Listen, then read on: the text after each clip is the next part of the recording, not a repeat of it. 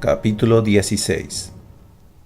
Cuando Conan llegó a las puertas del palacio, encontró a Ordo que le esperaba con su caballo, y a 20 hombres, entre los que se hallaban Macaón y Narús. El cimerio miró a Ordo en muda interrogación, y el tuerto se encogió de hombros. «Oí que tenías que llevarle un mensaje a algún noble», le dijo a Conan. «Por Mitra, nada te asegura que no sea otro de los hombres que estaban allí reunidos con Taras. O ese que quiere verte muerto, o ambas cosas a la vez». «Te estás volviendo suspicaz como una vieja, Ordo», dijo Conan mientras montaba en la silla. Vegentius, magullado pero vestido con armadura completa y un yelmo de rojo penacho, apareció de pronto en la puerta con 10 leopardos de oro. Cuando vio a los jinetes que iban con Conan, se detuvo, mirándolos con ira. Se volvió bruscamente y colérico, se abrió paso entre sus soldados y volvió a entrar en palacio. «Yo me vuelvo suspicaz», dijo Ordo en voz baja, «pero al menos tengo el buen sentido de recordar que algunos de tus enemigos tienen rostros que sí conocemos. Además, vas a ver que la ciudad ha cambiado en estos últimos días». Cuando Conan se adentró con sus 20 hombres por las calles desiertas, los cambios se le hicieron patentes. Aquí y allá, algún perro visiblemente flaco husmeaba cuidadoso cabe alguna esquina. Ocasionalmente veían a algún hombre corriendo por una calle lateral, como si lo persiguieran, aunque nadie más anduviera por el lugar. Las ventanas estaban cerradas y las puertas atrancadas. Ninguna tienda estaba abierta, ni se oían voces pregonando mercancías. Podía palparse en el aire el tétrico silencio. «Esto empezó poco después de que fuéramos a palacio», murmuró Ordo. Miró alrededor y se encogió incómodo, como si hubiera cabalgado entre tumbas. Primero las gentes abandonaron la calle a los matones, los mendigos y las rameras. Estos dos últimos gremios no tardaron en desaparecer, pues ya no quedaba nadie que diera ni comprara, y los matones se apoderaron de la ciudad, y aterrorizaban a cuantos osaran dar un paso más allá de la puerta. Ayer todos desaparecieron también. Lanzó una expresiva mirada a Conan, todos en solo una clepsidra. ¿Y si seguían órdenes? El tuerto asintió. Quizás sea cierto, después de todo, que Taras alquilara hombres de armas, por así decirlo. Pero no con el propósito que creía Arián. El corpulento cimerio calló durante un rato, y fue fijándose en los edificios aparentemente desiertos. «¿Qué se sabe de ella?», preguntó por fin. Ordo no necesitaba que le dijera a quién se refería. «Está bien. He entrado 2 veces en el Testis. Los otros me miraron como a un leproso que irrumpiera en una cena. Kerin y Graecus son amantes ahora». Conan asintió sin decir nada, y siguieron cabalgando en silencio hasta las puertas del palacio de Albanus. Una vez allí, Conan desmontó y llamó con el puño al portón atrancado. Abrieron una rendija no mayor que la mano de un hombre, y un ojo suspicaz les observó. «¿Qué queréis? ¿Quiénes sois?» «Me llamo Conan. Abre el portón. Traigo un mensaje para tu amo del propio rey Carián». Se oyó al otro lado una conversación en susurros, luego el traqueteo de una barra al ser levantada, y el portón se abrió hasta permitir el paso de un único hombre. «Tú puedes entrar», le dijo la voz desde dentro, «pero los otros no». «Conan», empezó a decir Ordo. El cimerio le hizo callar con un gesto. «No te preocupes, Ordo. No estaría más seguro en brazos de una mujer». Cuando el portón se cerró a sus espaldas con un golpe sordo, Conan se vio frente a 4 hombres con espadas desenvainadas. Otro, desde un lado, le puso la punta de su arma bajo las costillas. «Ahora dinos quién eres», dijo con voz áspera el espadachín cuya espada pinchaba a Conan a través de la túnica. El cimerio, que en algún momento echaba de menos el sentido común que le hubiera ordenado ponerse la loriga antes de salir de palacio, volvió la cabeza y vio un rostro alargado de ojos separados, que había perdido media nariz. «Ya te lo he dicho», empezó a buscar bajo la túnica, pero se detuvo al notar que el otro le estaba clavando todavía más la punta de la espada. «Solo quiero mostrarte este mensaje. ¿Qué problemas puedo causarte mientras tengo una espada en las costillas?». Se dijo para sus adentros que tenía demasiado cerca aquella nariz cortada. Aquel hombre no debería haberle acercado tanto a la espada a la túnica si no tenía intención de clavársela. Con un rápido gesto del brazo apartaría el arma y arrojaría al Nariz Cortada contra su camarada. Y el corpulento Cimerio sonrió, y los otros se agitaron nerviosos, preguntándose de qué se sonreiría. «Enséñame el mensaje», exigió el Nariz Cortada. Conan sacó el pergamino plegado que llevaba guardado en su túnica. El Nariz Cortada trató de cogerlo, pero Conan lo apartó de su mano. «Puedes ver el sello desde donde estás», dijo. «Va dirigido a Lord Albanus, no a ti». «Este sello es del dragón, cierto», murmuró Nariz Cortada. Apartó la espada de las costillas de Conan con evidente mala gana. «Sígueme, pues, y no te apartes de mí». Mientras Conan movía contrariado la cabeza, se pusieron en marcha por el camino de piedra hacia el palacio propiamente dicho, un gigantesco edificio sostenido por columnas estriadas, cuya gran cúpula dorada reflejaba la luz del sol. La suspicacia por parte de los guardias era lógica, dada la situación que se vivía en la ciudad, pero su hostilidad debería haberse evaporado al saber que se hallaba ante un mensajero del rey. De ese modo no hubiera delatado los planes de Albanus.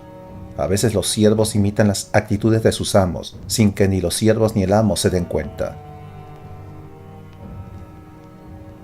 En el vestíbulo de muchas columnas, el Nariz Cortada consultó, demasiado lejos de Conan para que éste pudiera oír lo que decía, a un hombre de barba gris que llevaba bordados en la túnica el blasón de la casa de Albanus y una llave negra. El Nariz Cortada se fue para volver a su puesto en el portón, y el hombre de barba gris se acercó a Conan. «Soy el chambelán de Lord Albanus», le dijo sin más explicaciones ni cortesía. «Dame el mensaje». «Se lo entregaré en manos al mismo Lord Albanus», replicó Conan con resolución. En realidad no tenía razón alguna para no dárselo al chambelán, pues éste servía como agente de su amo en tales asuntos, pero estaba irritado. A un mensajero del rey había que darle vino fresco y toallas húmedas para que pudiera limpiarse el polvo de la calle. El rostro del chambelán se endureció y por un momento Conan pensó que tendría que discutir con aquel hombre. Sin embargo, este dijo secamente: «Sígueme», y guió al Cimerio por una escalera de mármol hasta una pequeña estancia. «Espera aquí», ordenó a Conan, y se fue tras contar con la mirada los objetos que había en la habitación, por si se daba el caso de que el visitante amara demasiado lo ajeno. Aunque pequeña, la estancia no era pobre, tenía tapicería y el suelo de mármol y muebles con incrustaciones de madreperla y lapislázuli. Por un arco se salía a un balcón, desde el que se podía contemplar una fuente del jardín, pero no había en ella toallas húmedas ni vino. Forzosamente había de ser un mal auspicio para Garián aquel insulto a un mensajero. Murmurando algo para sus adentros, Conan salió al balcón y miró abajo. Estuvo a punto de gritar de asombro y olvidó por un momento los desaires. Estéfano se tambaleaba borracho por el jardín, y dos muchachas vestidas con escasas sedas le ayudaban a sostenerse. Cuando pasó al lado de la fuente, el escultor por juego trató de mojar los dedos en ella y casi cayó dentro. «No hay agua», dijeron las muchachas riendo mientras se lo llevaban. «Yo quiero más vino, no agua». Entre risas necias se alejaron de la fuente con paso inseguro para perderse entre los exóticos arbustos. Alguien carraspeaba detrás de Conan para aclararse la garganta, y el Cimerio se volvió. Se encontró con un hombre obeso de estatura media, que con una mano agarraba por el cuello una túnica que le venía grande. «¿Tienes algún mensaje para mí?», dijo. «Lord Albanus», respondió Conan. El hombre obeso asintió levemente y le tendió la mano. Conan, con gesto moroso, le dio el pergamino. La mano del hombre obeso lo aferró como una trampa. «Ahora vete», le dijo, «ya tengo el mensaje, vete». Conan se fue. El chambelán de barba gris estaba esperándole afuera para conducirle hasta la puerta, y allí el Nariz Cortada le aguardaba con otro hombre para escoltarle hasta el portón. Cuando salió, Ordo se acercó a él sin bajar del caballo, con una sonrisa de alivio en el marcado rostro. «Ya casi estaba dispuesto a asaltar ese muro para entrar a buscarte». «No he tenido problemas», dijo Conan mientras montaba. «Recuerda que llevaba un mensaje del rey». La próxima vez que veas a Arián, dile que Estéfano no está muerto como ella temía. Vive ahí dentro y se divierte con las criadas. Hoy mismo voy a verla, contestó Ordo. Miró a la puerta pensativo. Es extraño que no haya mandado ningún mensaje a sus amigos para decirles que está bien. Nada es extraño, después que uno se encuentre con un noble que tiene uñas rotas y las manos llenas de callos, dijo el cimerio. Un espadachín. No, Ordo, sé reconocer los callos que causa el trabajo. De todas formas no nos incumbe. Lo que sí nos incumbe es Vegentius, y esta misma noche pienso tener una conversación en privado con el buen comandante. Con faz severa echó a cabalgar, alejándose del portón, y los demás le siguieron en columna de a dos. Albánus hizo caer al hombre obeso, que ahora se cubría tan solo con un mugriento taparrabos, de rodillas, de cara al suelo de mármol.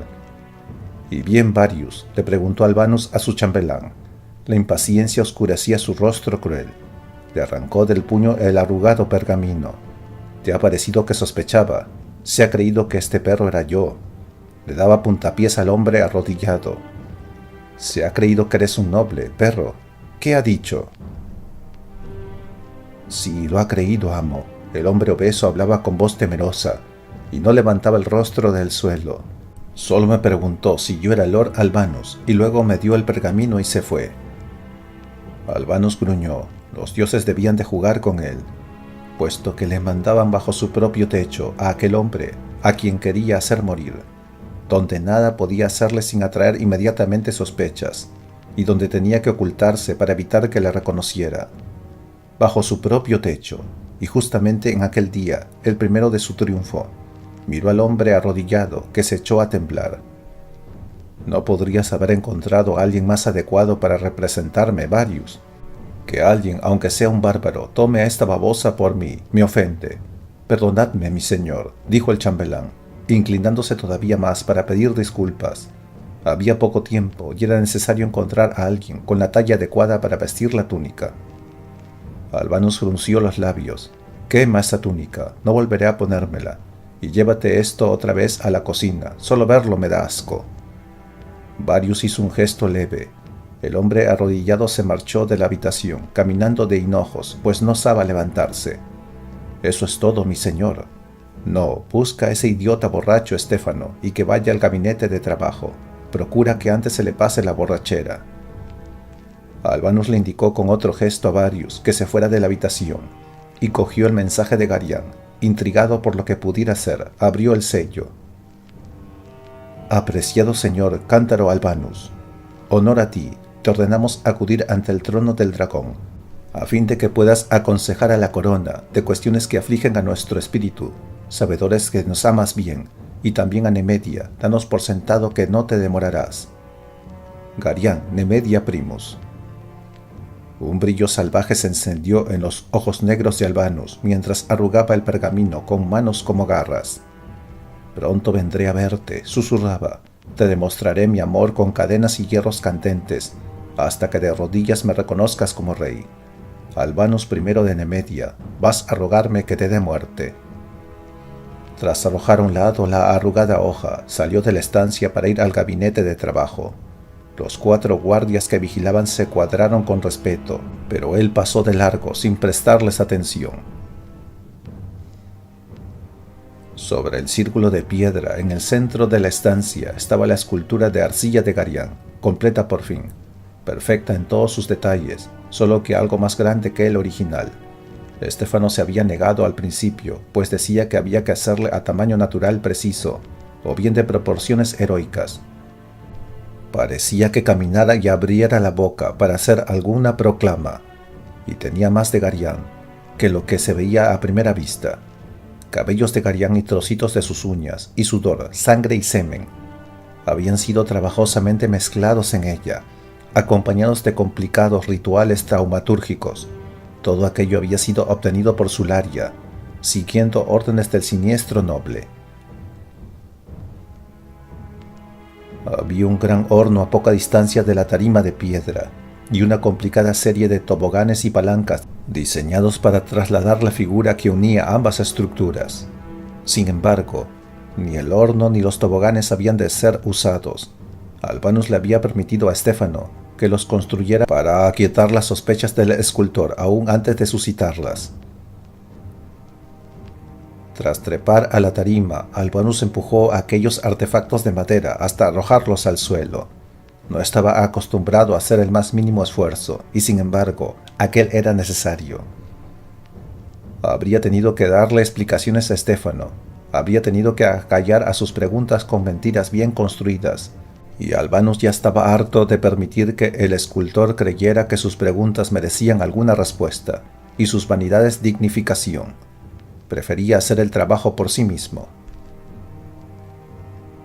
Tras arrojar de la tarima la última de las palancas, Albánus saltó al suelo y evitó caer mal parándose con la mano en el horno.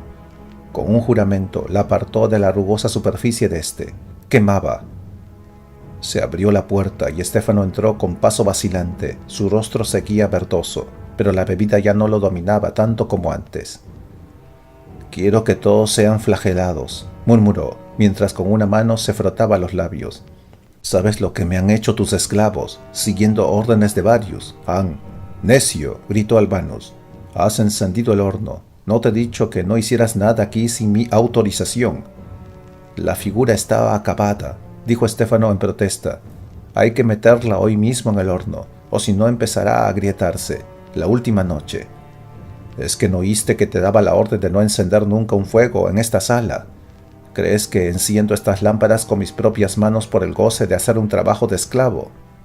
«Si los aceites que hay en la arcilla son tan inflamables», murmuró hoscamente el escultor, «¿cómo va a resistir que le pongan en...? ¡Cállate!». Aquellas últimas palabras habían sonado como un apagado siseo. La mirada de obsidiana de Albánus le trabó a Estéfano la lengua en el paladar, y allí se quedó esta como si hubiera sido clavada con un clavo. Albánus se volvió con desdén.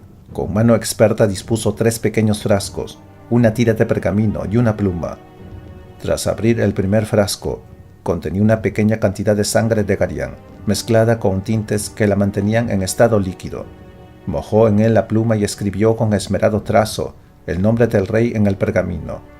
Esparció sobre este un poco del polvo del segundo frasco, y en el mismo instante la sangre se ennegreció y se secó. El último frasco contenía sangre del propio Albánus, vertida aquella misma mañana. Con ésta escribió su propio nombre en letra más grande, encima del de Garián. De nuevo el polvo secó la sangre. Luego, mientras murmuraba encantamientos, Albánus plegó la tira del pergamino, siguiendo unas pautas precisas, y volvió a la tarima y puso el pergamino en la boca abierta de la figura de arcilla. Estéfano, recostado ahora en la pared, soltaba estúpidas risillas. Ya me había preguntado por qué querías la boca así. Pero al mirar a Albánus tragó saliva y se mordió la lengua.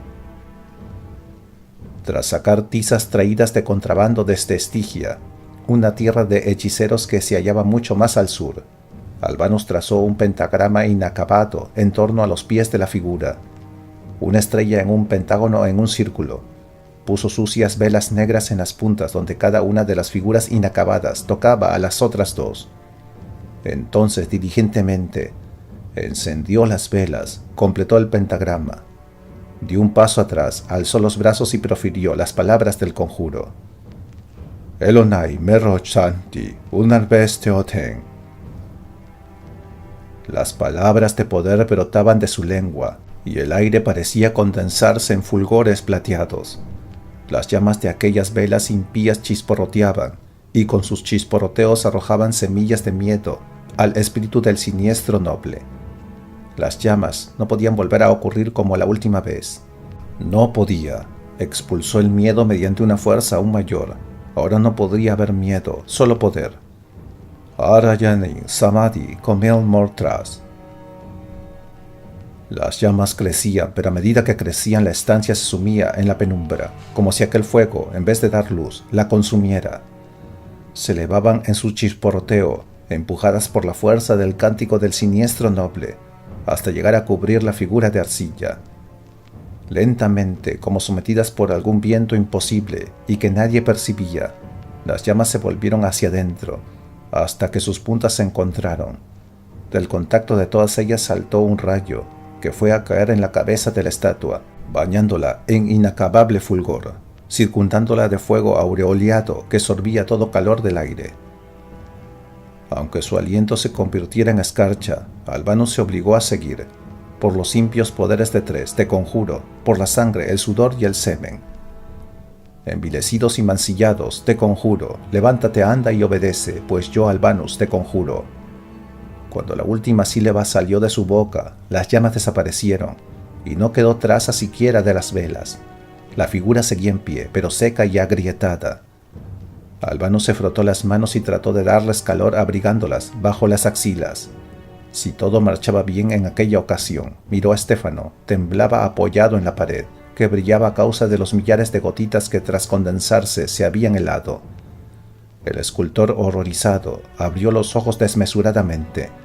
No tenía sentido alguno demorarse más. El hombre de rostro aquilino respiró muy hondo.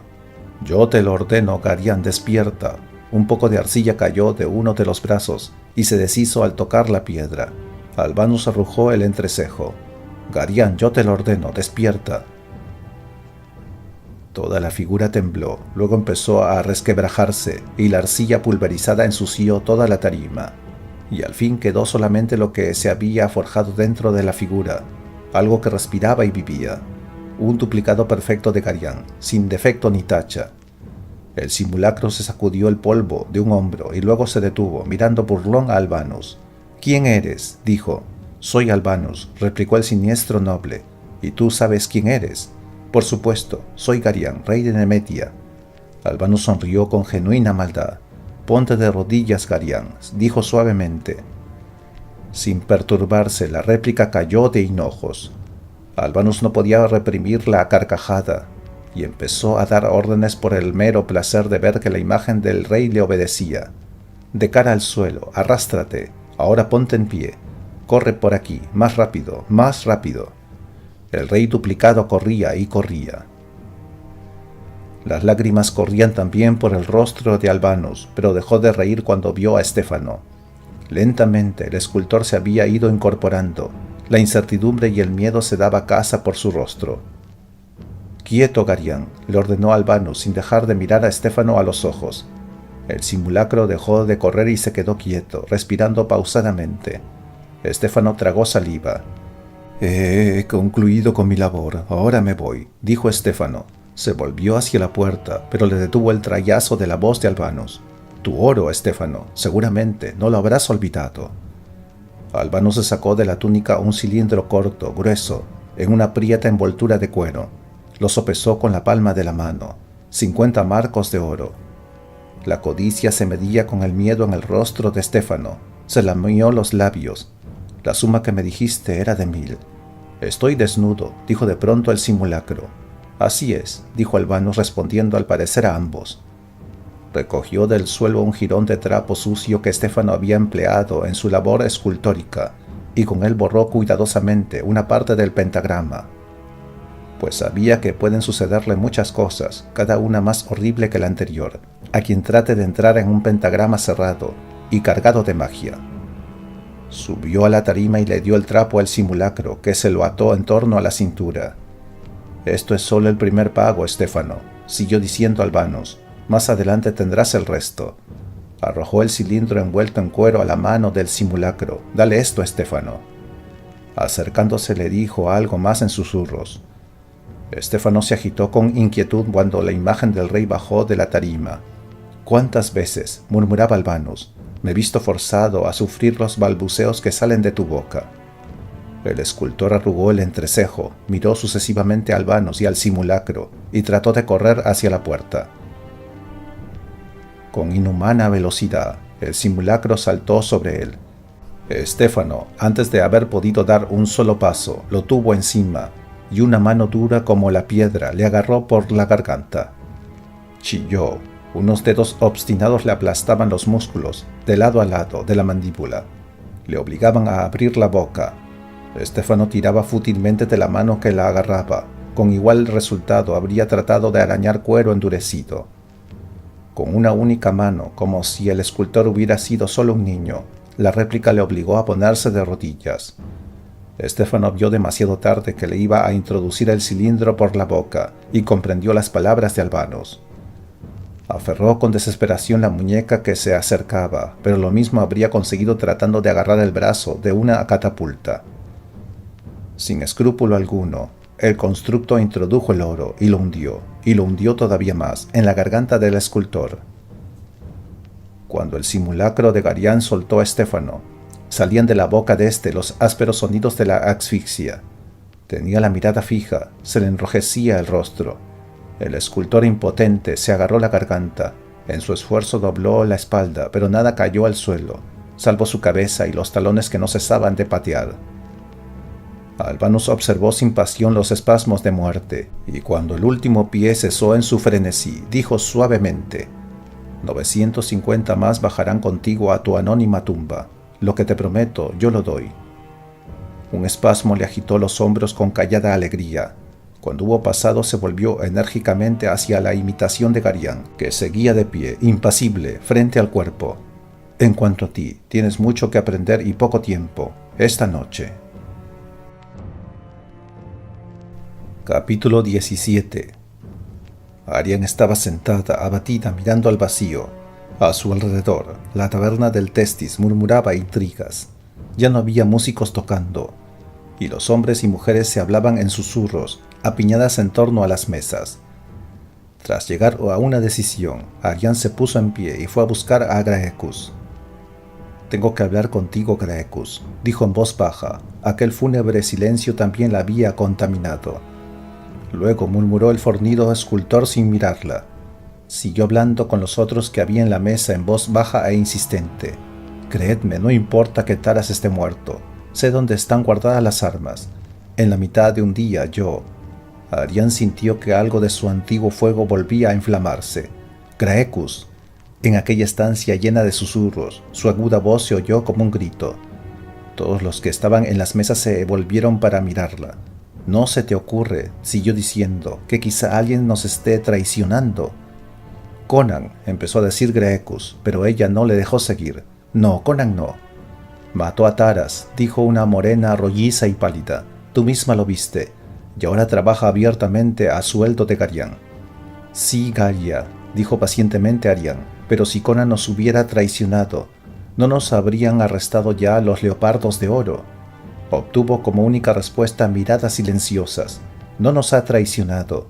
Quizá fuera cierto lo que dijo de Taras. Quizá no existen esos hombres armados que deberían estar esperando a que nosotros arrastráramos al pueblo a la calle. Quizá acabemos descubriendo que todo esto ha sido una superchería urdida en provecho propio por alguien que no conocemos». «Por el trono de Erlich», rezongó Graecus. «Estás diciendo bobadas, Arián. Quizá», dijo ella con un suspiro de fatiga, «pero al menos explicadme por qué. Resolvedme mis dudas si podéis. ¿Es que vosotros no tenéis ninguna?» «Vete con tus dudas a tu rincón», le dijo Graecus. «Mientras tú te quedas ahí sentada dudando, nosotros echaremos a Garián de su trono». Gaia sorbió ruidosamente por las narices. «¿Qué puedes esperar de alguien que pasa tanto tiempo con ese rufián tuerto?» «Gracias, Galia», dijo Arián. Sonrió, por primera vez desde que había entrado en aquella habitación para hallar a Conan frente al cadáver de Taras, y se alejó de la mesa para ir a coger la capa. Graecus y los demás la miraron como si hubiera enloquecido. Arián acababa de comprender que Ordo era la respuesta a su problema, no porque pudiera hablar con él, desde luego, si le hablaba de sus dudas. Él le respondería con malos modos que Conan no traicionaba a nadie, antes que los celos que sentía por Conan le agriaran el carácter. O bien acabaría con sus dudas, convenciéndola de la culpabilidad del Cimerio, o si no, le persuadiría a ella para que le acompañara al Testus, a ayudarla a convencer a los otros. Se cubrió con la capa y salió a la calle. Al llegar a la calle de los lamentos, empezó a arrepentirse de su decisión de salir del Testis. La calle, siempre viva y llena de luz y de oropeles, se ofrecía desnuda al viento, que arrastraba lastimosos restos por el empedrado, la gorra multicolor de un juglar, un pañuelo de seda manchado y roto. Un perro aullaba a lo lejos, y su aullido reverberaba por las calles vacías. Temblorosa, aunque no a causa del viento, Arián aceleró el paso. Cuando llegó al palacio de Albánus, corría ya. Aunque nada le perseguía salvo el vacío, Jadeando, se arrimó al portón y llamó con el puño a los refuerzos de hierro de las jambas. «Dejadme pasar». Un ojo suspicaz le observó desde una pequeña ranura que se había abierto en la puerta y miró a ambos lados para ver si alguien la acompañaba. «Por el amor de Mitra, dejadme pasar». Se oyó el ruido de las trancas al alzarse y el guardia abrió un poco la puerta, un resquicio para el que ella apenas si pasaba. Antes de que hubiera terminado de entrar, un brazo la agarró por el talle y la levantó con risa procaz. La muchacha ahogó un grito, la mano del otro le estrujaba groseramente las nalgas, y al mirar abajo pudo ver su estrecho rostro. Le faltaba media nariz. «Buen bocado», decía riendo, «nos bastará para mantenernos calientes, aún con este viento». Sus 10 compañeros se añadieron a su jocosidad. La alegría se le desvaneció del rostro cuando sintió que el puñal de la muchacha le pinchaba la oreja por debajo. «Soy Lady Ariane Pandarian», sisió fríamente. «Mitra, ¿cuánto hacía que no empleaba aquel nombre? Si Lord Albanus deja con vida a alguno de vosotros, no dudo que mi padre procurará acabar la faena».